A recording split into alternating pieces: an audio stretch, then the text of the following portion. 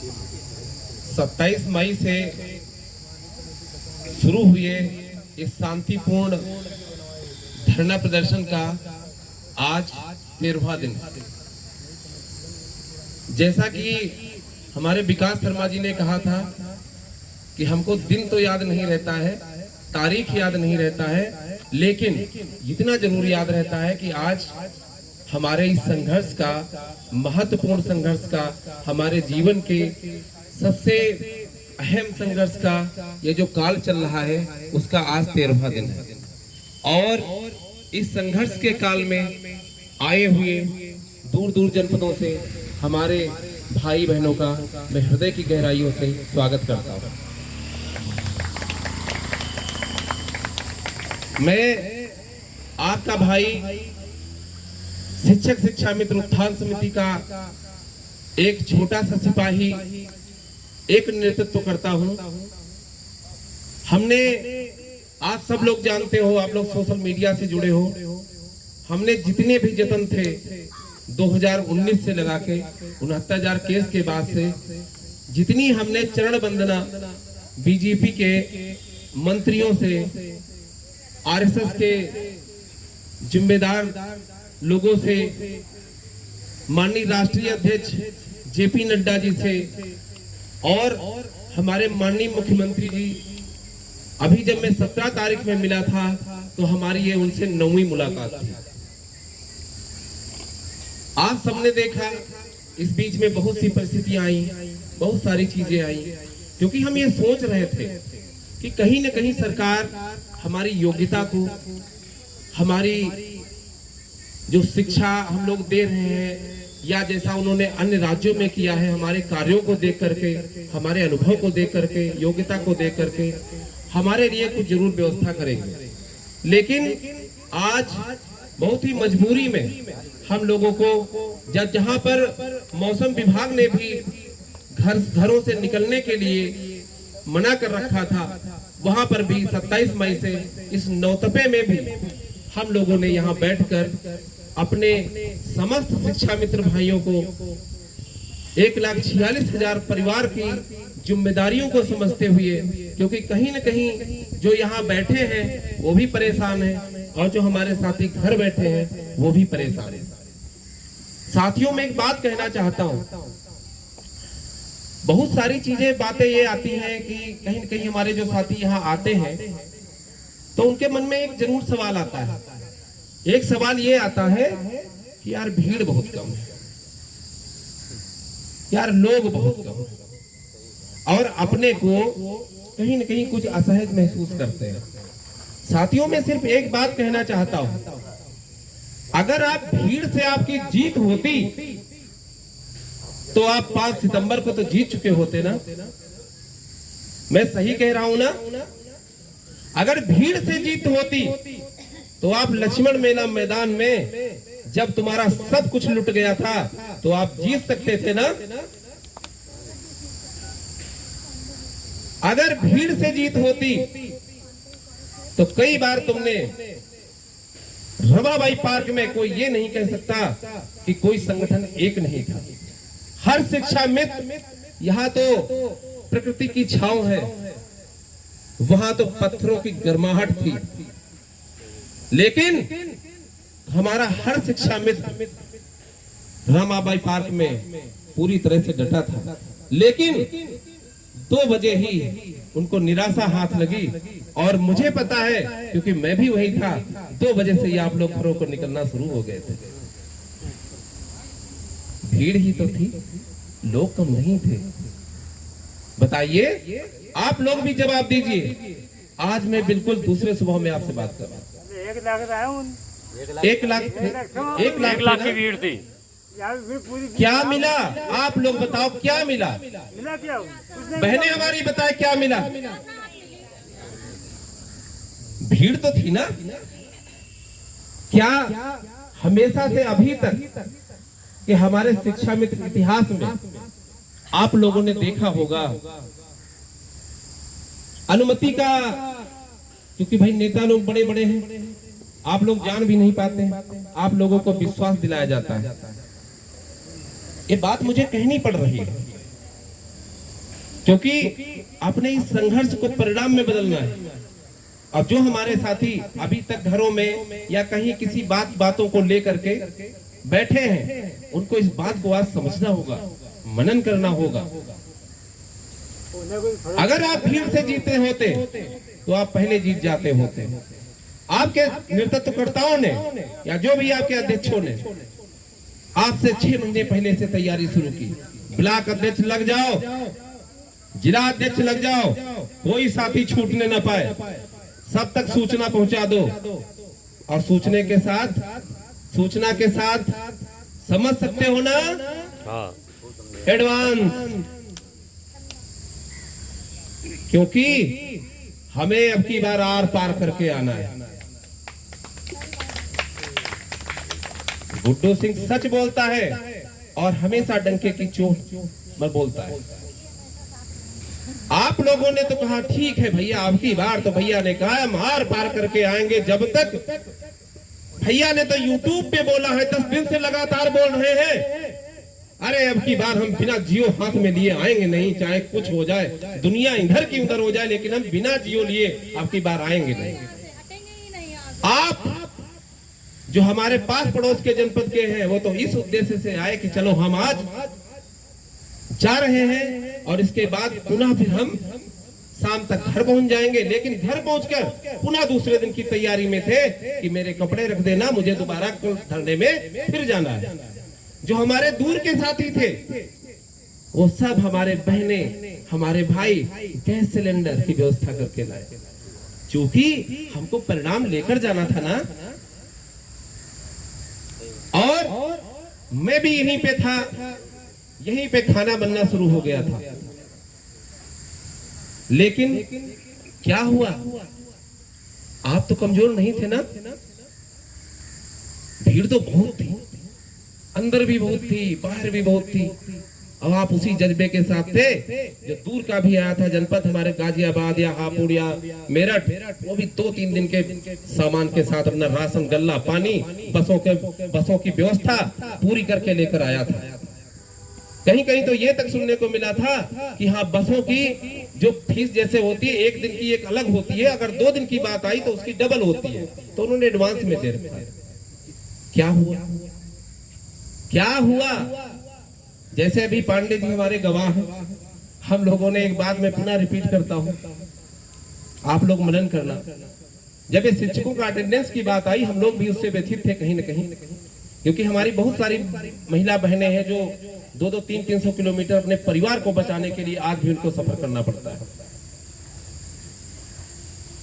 तो बहुत व्यथित थे। हम लोगों ने सोचा चलो शिक्षकों के छोटे मोटे 28 संगठन है, वो सब एक हो गए। हम लोगों की पहली मीटिंग, पांडे जी, पहली मीटिंग लखनऊ के बक्सी तालाब में रखी गई। कहा भाई सभी संगठन आएंगे। अपनी तरफ से हम उबैद भाई, अनुज त्रिपाठी जी, विकास शर्मा जी, धर्मेंद्र पांडे जी, उबैद अहमद सिद्दीकी जी, बाकी अन्य संगठन सब पहुंचे। लेकिन अब मैं पूरी बात बताऊंगा तो बहुत समय लगेगा। 1 मीटिंग हुई, 2 मीटिंग हुई, 3 मीटिंग हुई, लेकिन कहा नहीं। बात यहाँ पर आ गई, पांडे जी से तो कहा सुनी भी हो गई, यहाँ तक की आ गई बात कि जो तुम्हारा चंदा आएगा वो कैसे होगा। अब अगर तुम्हारा चंदा आएगा तो उसका हिसाब कौन रखेगा। अब मंच संचालन का तुम बताओगे इतना खर्चा आया है तो हम रखेंगे। कहा नहीं, ठीक है, नहीं कुछ नहीं होगा। हमने कहा भैया एक हमारी भी बात रख लेना, हम भी साथ हैं आपके। मैंने कहा कि भाई 50,000 जो टेट पास शिक्षा मित्र हैं, यहाँ तक कि विपक्ष का तो छोड़ो, पक्ष के तक मैंने टीवी पर सुना है, जो हमारे इस समय सरकार, उनके भी प्रवक्ता जी ने कभी कभी कह दिया कि अरे शिक्षा मित्र इंटर पास है। कुछ लोग कहते हैं कि अरे ये तो इनको प्रधानों ने रख लिया था। तो हम ये सोच रहे थे कि एक लाइन भैया उसमें हमारी भी डाल देना, ये केवल बता देना कि शिक्षा मित्र जो 50,000 उत्तर प्रदेश में है, वो एनसीटी के जो भी मानक है वो पूरा करते हैं। लेकिन कोई एक नहीं हुआ। उस दिन से हम लोगों ने फिर कह लिया कोई बात नहीं है भाई, आप कुछ नहीं कर सकते, कोई बात नहीं है, लेकिन आप दोनों लोग एक हो जाओ। ये संदेशा ना जाए कि आप दोनों ही एक नहीं हो। लेकिन कहा नहीं, दैनिक जो हमारा अनुज त्रिपाठी कहा करते हैं, एक उनकी बात मुझे उन्हीं के शब्दों में बताता हूँ। वो एक बात कहता है कि दैनिक जागरण में इतनी बड़ी खबर निकली थी, इतनी समझ सकते हो, ये पट्टी निकलती है और उसमें से भी क्या लिखा था, ये संगठन यहाँ धरना लगाएगा और ये संगठन यहाँ धरना लगाएगा। भाई धरना हो गया, सारी चीजें हो गई, भीड़ की कोई कमी नहीं थी, जिंदाबाद के नारों से पूरा इको गार्डन गूंज रहा था। हमें लग रहा है कि जितने भी पीपल के पत्ते हैं सब सरसराहट में जितनी जिंदाबाद के नारों से सब गूंज रहे थे, हिल रहे थे, डुल रहे थे, कहीं कोई कमी नहीं थी। लेकिन जो कमी आई उसको आपको मुझे बताने की जरूरत नहीं है, वो आपको मनन करने की जरूरत है। अब इन सब बातों को छोड़ करके मैं अपनी बात पे आता हूँ। आज धरने का 13वां दिन, इस धरने पर को लेकर भी बहुत सारी भ्रांतियां की गई कि ये धरना तो, अरे ये तो सब ऐसे हैं, नेता हीरो बनने का शौक है और कुछ नहीं कर पाएंगे, वो सब ऐसे कह रहे हैं, केवल हमेशा कहते तो हैं। अच्छा हो गया, लेकिन चीजें क्या थी? मैंने हमेशा एक चीज हमेशा कही है, अगर आपकी इच्छा शक्ति मजबूत है, आप दृढ़ इच्छा शक्ति के हो, तो आपका जो भी कार्य है उसमें आपका भगवान भी मदद करता है। और सबसे बड़ी चीज एक ये है कि जिस आप उद्देश्य को लेकर चलते हो, अगर उसमें सत्यता है, ईमानदारी है और लोगों के परोपकार की भावना को अपने हितों में लेकर के आप लेकर चलते हो, तो वो कार्य जरूर पूरा होता है। आज हमारे साथियों ने इस भूमि का नाम तपोभूमि ही रखा है, क्योंकि जहां मौसम विभाग ने भी मना कर दिया था कि आप लोग घर से बाहर ना निकलो, कूलर और पंखों में भी गर्मी लगती है, लोग एसी की सोचते हैं कि हमारे घर में एसी लगी हो, उस टाइम पर भी यहाँ पर बैठकर जो तप किया, उस तपोभूमि को वास्तव में कतई अतिशयोक्ति नहीं होगी कहने में कि ये तपोभूमि नहीं है। साथियों, आज धरने का 13वां दिन है और बहुत सारे सवाल जवाब हमारे जो नए साथी आए लेकर जरूर बैठे होंगे। पहला सवाल ये है कि आज तक अभी कोई आया नहीं,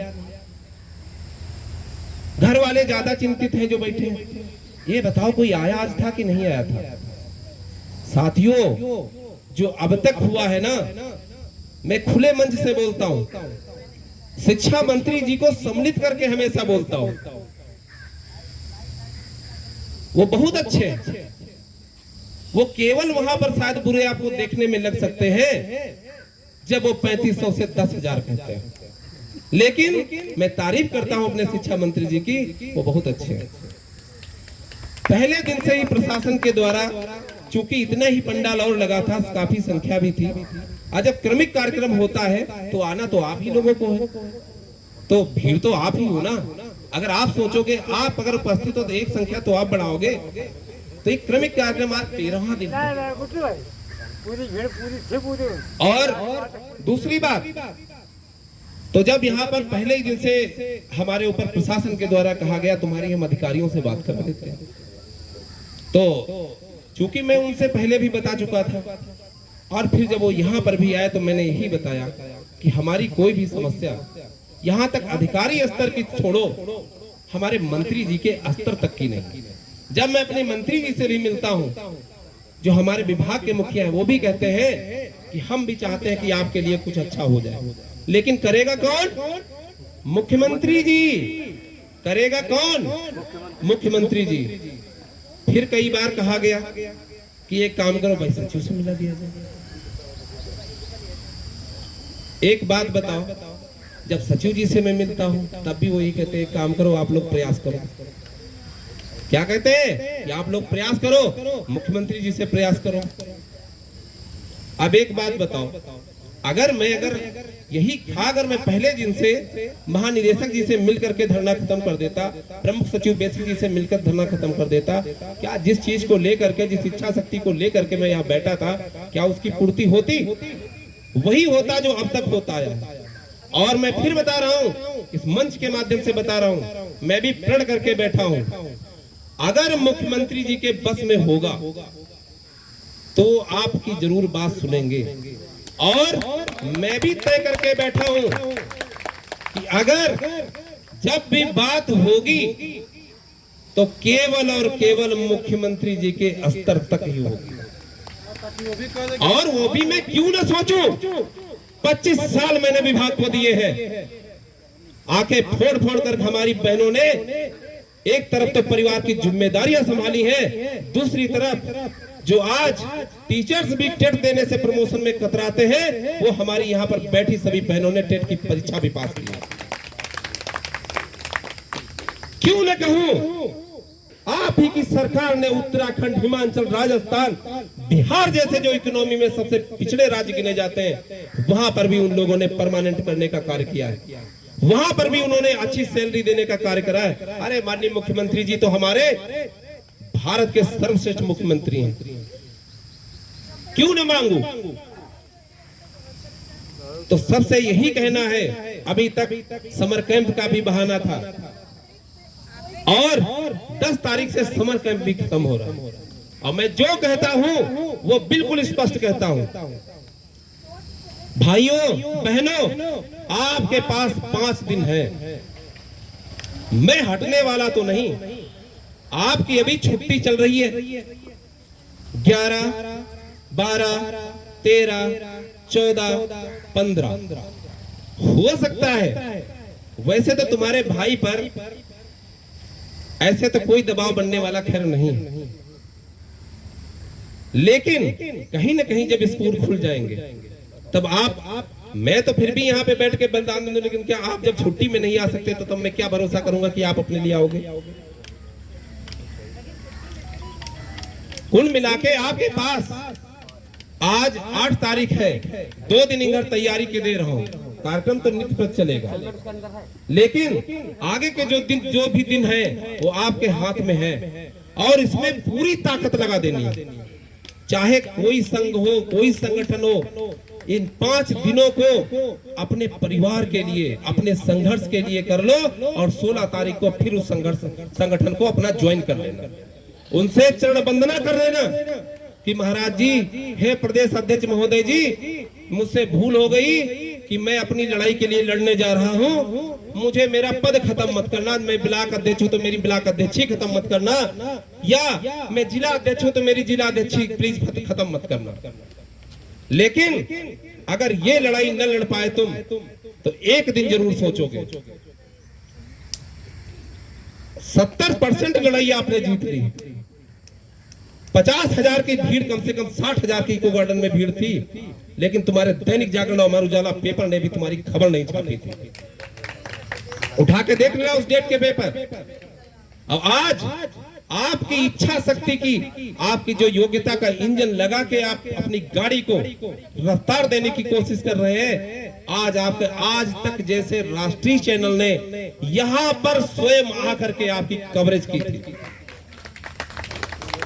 टीवी 9 भारतवर्ष ले लो, अमर उजाला ले लो, दैनिक जागरण ले लो, आज भी आपकी नित्य प्रति हर दिन की खबर पूरे प्रदेश में पहुंचा रहे हैं।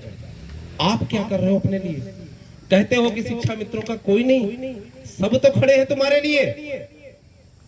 इस 9 तपे में जो तुम्हारा भाई नहीं डगमगाया, लू लगती है, गर्मी होती है, सुबह से शाम हो जाती है, तो आप क्या सोच रहे हो? 15 दिन के बाद सोचो, जब आप 16 तारीख को स्कूल में जाओगे तो वहां बैठे जो मैडम और मास्टर जी होंगे तो वे जरूर पूछेंगे तुम्हारा धरना चल रहा था, क्या हुआ उसमें? तो तुम क्या कहोगे? अरे मैं तो गई नहीं, अरे मैं तो गए नहीं। धिक्कारेंगे तुम पर, क्योंकि वो वर्तमान तो लड़ रहे हैं, वो पेंशन की भी लड़ाई मैंने देखा है। हमारे दिव्यांग साथी भी 50-55 साल के दिव्यांग भी आज ओपीएस की लड़ाई लड़ रहे हैं। अब आप आज अपने परिवार की, जब ये रोटी की लड़ाई चल रही है, ये तो आम शिक्षा मित्रों की लड़ाई है, आज जब रोटी की लड़ाई चल रही है तब भी आप अगर नहीं आ सकते तो सोचो आपका भगवान भी क्या साथ देगा। और फिर कहना चाहता हूं, अगर माननीय मुख्यमंत्री जी के बस में होगी हमारी समस्या, जैसे अनूप भैया, एक बात आती है हमेशा, एक प्रश्न आता है कि आखिर ये हो क्या, आखिर ये हो क्यों नहीं रहा? 2 चीजों को लेकर यहां पर बैठे हैं। या तो हमारे मुख्यमंत्री जी के बस में होगी हमारी समस्या तो उसको सॉल्व करेंगे। अब मुझे पूर्ण भरोसा है, मैं उनका सेवक हूं, मैं नेता नहीं हूं।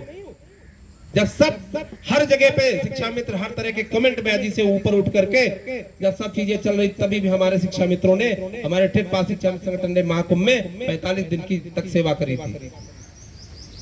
आज अगर मुख्यमंत्री जी के बस में होगा तो वो जरूर करेंगे। अब अगर माननीय मुख्यमंत्री जी के बस में नहीं होगा तो कम से कम ये तो बताएंगे। यही तो हमको सुनना है ना साथियों कि भैया हमारे पास क्यों पांडे जी आवाज दो। हम यहाँ से जवाब जरूर लेकर जाएंगे कि या तो हमारे लिए अगर कुछ है तो उसको स्पष्ट कर दो, और अगर नहीं है तो हमारे लिए स्पष्ट बता दो। हमें कोई गिला शिकवा नहीं है, क्योंकि अगर मैं किसी से याचना कर रहा हूं, मांग रहा हूं, अगर उसके पास देने को होगा कुछ तभी तो हमें दे सकता है। अगर नहीं है तो उनको मना कर देगा कि भाई हमारे पास ऐसी आपकी छोटी समस्या नहीं है। जैसे अभी थोड़ी बहुत बात आई एनईपी की। कभी भी होता है कि जब हम लोग घर में बारिश होने वाली होती है तो बादलों की जब गड़गड़ाहट होती है तभी हम लोग ये कहते हैं कि क्योंकि चूंकि मैं गांव का रहने वाला हूं तो कुछ छोटी गांव के उदाहरण देता हूं।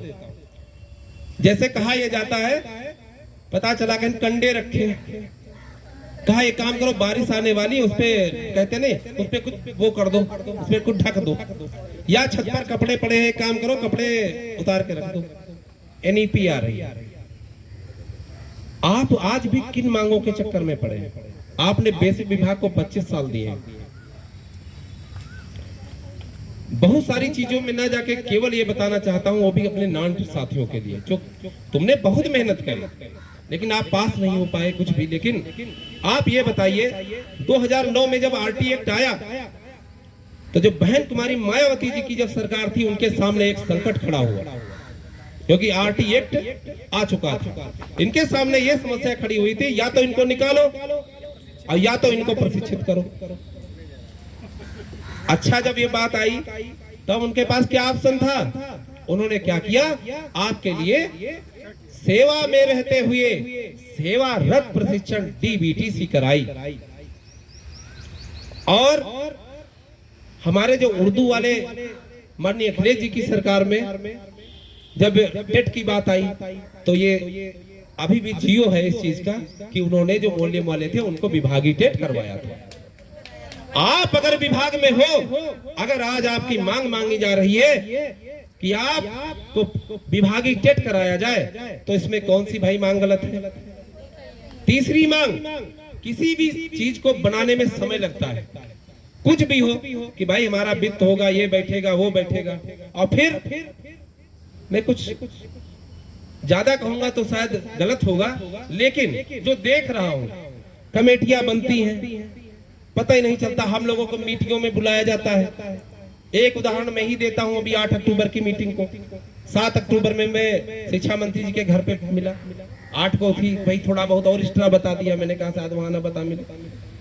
8 अक्टूबर को मीटिंग हुई। मीटिंग तो इसीलिए हुई कि हमारी भाई समस्याएं हैं कुछ, लेकिन क्या आपको कोई परिणाम दिखा? कुछ नहीं हुआ ना। हम लोगों को आखिर तभी तो बैठना पड़ा। तो उन सब चीजों को लेकर के जब तक कोई कार्य नहीं संपन्न होता है स्थायीकरण का, तब तक तत्काल में हमारे लिए 12 माह का मानदेय, और वो भी शिक्षक के मान सम्मान के बराबर। आप ये पोस्टर देख रहे होंगे, इसमें हमारे माननीय प्रधानमंत्री मोदी जी ने, मैं हर डिबेट में कहता हूं, हर मीडिया के सामने कहता हूं, वो इतने दयालु हृदय है, उन्होंने मजदूरों के भी मानक तय कर दिए। हमारे मानक कब तय होंगे? हमारा तो शोषण, क्यों न कहूं शोषण हमारा नहीं हो रहा है। जिस देश में गुरु से भी, गुरु की जो मजदूरी है वो मजदूरों से भी बदतर है, तो ये तो संविधान का आर्टिकल मुझे भी पता है ना।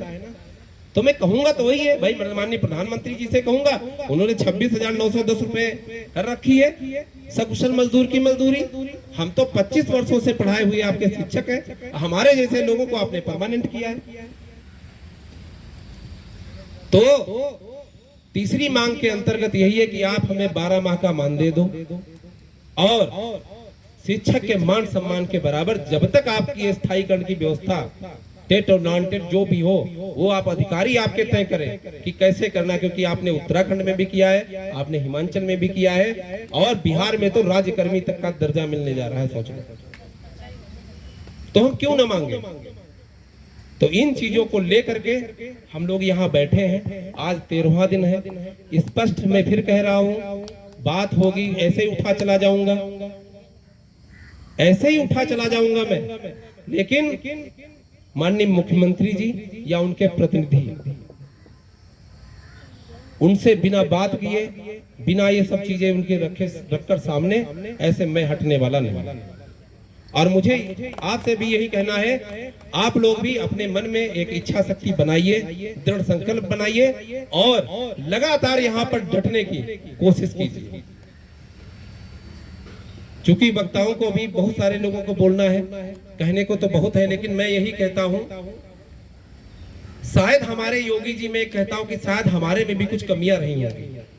तो हम तो यही कह रहे हैं कि हम तो यहाँ तप रहे हैं, शायद जो मेरे में दुर्गुण रहे होंगे वो शायद दूर हो गए होंगे। एक लाइन है कि रद्दी तक तोली जाती है तराजू में बिकने से पहले, रद्दी तक तोली जाती है तराजू में बिकने से पहले। तुम्हें कोई परख रहा है तो इसमें बुरा क्या है। अब कहीं न कहीं कुछ तो गलतियां हुई। अब जैसे मिश्रा जी ने, अनूप मिश्रा जी ने कुछ बता दिया, अब वो चीजें हम क्या सब जानते हैं, लेकिन यहाँ बैठे, यहाँ तो कोई नेता है ही नहीं, यहाँ तो सब वो हैं जो पेट की रोटी के लिए लड़ रहे हैं। 2 जून की रोटी को पूरे भारत ने देखा। 2 जून की रोटी कि जो आपने लड़ाई लड़ी और जो यहाँ पर बैठा हमारा शिक्षा मित्र भाई बहन था, वो वास्तव में उस इतिहास का गवाह है कि आपकी बात पूरे भारतवर्ष में उस दिन भी गूंजी थी और आज भी गूंज रही है। इससे भी ज्यादा चीजें यहाँ पर बैठकर आप लोग भारी से भारी संख्या में आइए, पूरी ताकत लगा दीजिए। और ये जो 5-6 दिन है आपके, इसके बाद कुछ नहीं है, इसके बाद फाइल चलेगी और भी मुझसे सुनने को मिलेगी नहीं, क्योंकि ये कहोगे भैया गुड्डू भैया सच बताते हैं। अब गुड्डू भैया के पास कोई फाइल है नहीं, क्योंकि गुड्डू भैया के पास अनुभाग 5 है, गुड्डू भैया के पास ईमानदार अधिकारी हैं जो सच बोलते हैं। अब तुम हमारी पोस्ट देखोगे वो पाओगे नहीं, लेकिन हाँ लाइव आपको खूब मिलेंगे, तुरंत आ जाएंगे, भाई इतने बजे आओ और वो शासन में वहां पर फाइल अटकी है, वहां पर साइन होने बाकी है, हम गए थे, ये चीज ये रोज सुनोगे, परिणाम नहीं सुन पाओगे। ये दिन तुम्हारे परिणाम में बदलने के हैं। और शायद प्रकृति ने इसलिए ही तय किया था, कई बार को मुझको भी लगा था कि मैंने इतना बड़ा कार्यक्रम की अनुमति कैसे पाली।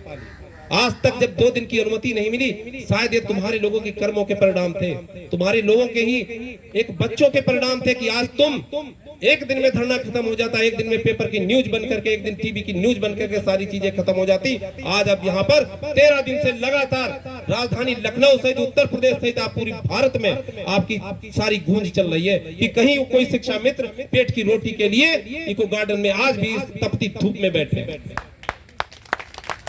अभी आप घरों में बैठोगे, क्या दोगे अपने जवाब। मैंने तो एक बात कही थी कि आप स्कूलों में क्या जवाब दोगे जाके, क्या अपने तुम परिवार को जवाब दोगे जाके।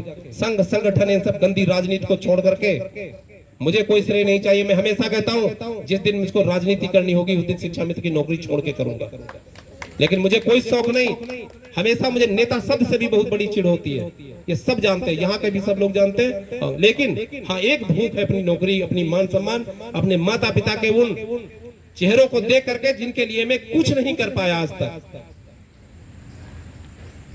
इसीलिए मैं डटा हूं, अपने लिए भी डटा हूं और आपके लिए भी डटा हूं। लेकिन आप कब डटोगे,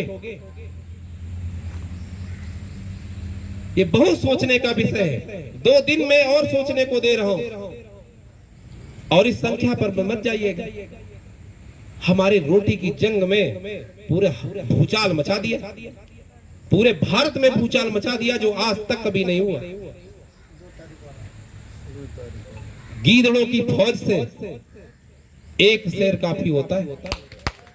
और यहाँ पे तो हमारे इतने सारे शेर और शेरनियां बैठे हैं। हम एक हैं, आवाज दो, हम एक हैं, आवाज दो, गुड्डू सिंह संघर्ष करो, हम तुम्हारे साथ हैं, गुड्डू सिंह संघर्ष करो, हम तुम्हारे साथ हैं। और एक बात और कहना चाहता हूं कि एक शेर है, शेर कही जाती है, और वो कहीं न कहीं माननीय योगी जी के लिए ही मैं कहना चाहूंगा। क्षमा चाहता हूं क्योंकि शेर के कुछ वर्ड अलग से होते हैं, लेकिन मैं जो है वही बोलना पसंद करूंगा। क्योंकि मैंने आज तक कभी भी कोई भी ऐसा कार्य नहीं करा जो सरकार के विरोध में हो। चाहे मेरी कोई प्रोफाइल चेक कर ली जाए, चाहे ट्विटर चेक कर लिया जाए, चाहे फेसबुक चेक कर लिया जाए, या मेरे खुद के अपने कर्म LIU के द्वारा हमारे गांव, हमारे घर, चाहे जैसे पता कर लिया जाए। और लेकिन इसके बावजूद अगर आज मुझे यहाँ बैठना पड़ रहा है तो मैं अपने योगी जी से एक चीज तो कहना चाहूंगा कि मेरी कोई खता तो साबित कर, मेरी कोई खता तो साबित कर, जो बुरा हूं तो बुरा साबित कर। कि मेरी कोई खता तो साबित कर, जो बुरा हूं तो बुरा साबित कर। तुम्हें चाहा है कितना तू क्या जाने, तुम्हें चाहा है कितना तू क्या जाने। चल मैं बेवफा ही सही, तू अपनी वफा तो साबित कर। बहुत बढ़िया, बहुत बढ़िया। इसी के साथ भारत माता की जय। भारत